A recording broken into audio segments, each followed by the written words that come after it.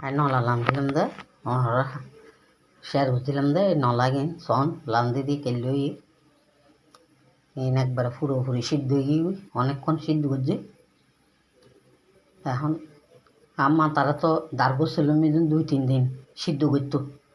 এখন আর আমি তো দার্ঘ ছিল জ্বালাইন হারি এখন গ্যাস মিদুন আমি বহুত কতক্ষণ রাখি কি এখন সিদ্ধ হয়ে গিয়ে একদম পুরোপুরি। তো এটা সাগর নলা আছিল 27টো পুরো আছিল। তো আমি 3 চামচ পেঁয়াজ দিলাম, 3 চামচ রসুন দিলাম। এখন বেরেস্তা করি এনে আদা রসুন 3 চামচ করে দিলাম। এখন সিদ্ধ হওয়ার পরে বেরেস্তা করি এনে ডালে দিই এসব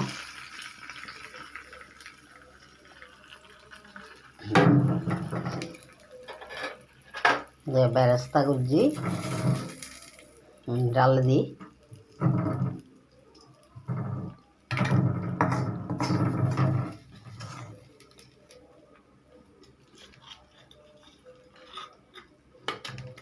নলা মিদুন এরকম দম পরে ফলে মাহা দিলাম।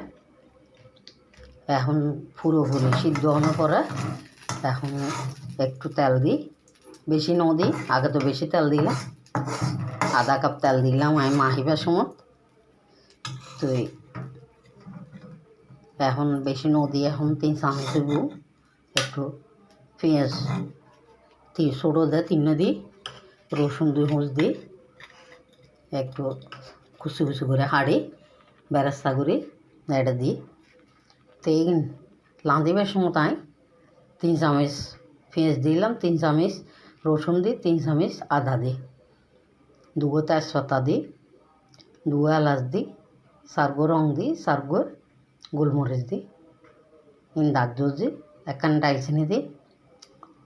দাগ ধরানোর পরে একটু গন্ধ টন্ধ গিয়ে গিয়ে তো একটু বাদামি কালার হয়ে ইচ্ছে আমি 1 চামচ হলুদ দিই, 1 চামচ মরিচ দিই, 2 চামচ গরম মশলা দিই, এই অর্ঘ দিই, অর্ঘ বাড়া এত পোস্তা টোস্তা কিন্তু আসিল কিন্তু দিনবারে আম্মা তারা দিত পোস্তা বাড়া বাদাম বাড়া দিত আম্মা তারা।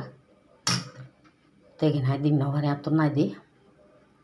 তো এলে দিই, এলে লাঁদি করলে খাই চাইলে বুঝি তাই জন্য খরলই গিয়ে অনরা এলে লাঁদি না খাই চাইগুন দাগ ধরানোর পরে বেকিং দেওয়ানোর পরে এটা 1 চামচ হলুদ দিই, 1 চামচ মরিচ দিই, 2 চামচ মশলা দিই, তারপরে আধা কাপ মতো তেল দিই, তারপর সুন্দর করে মাখি ফেলাই অর্ঘ দিলাম 2 চামচ 1.5 চামচ মতো হইব।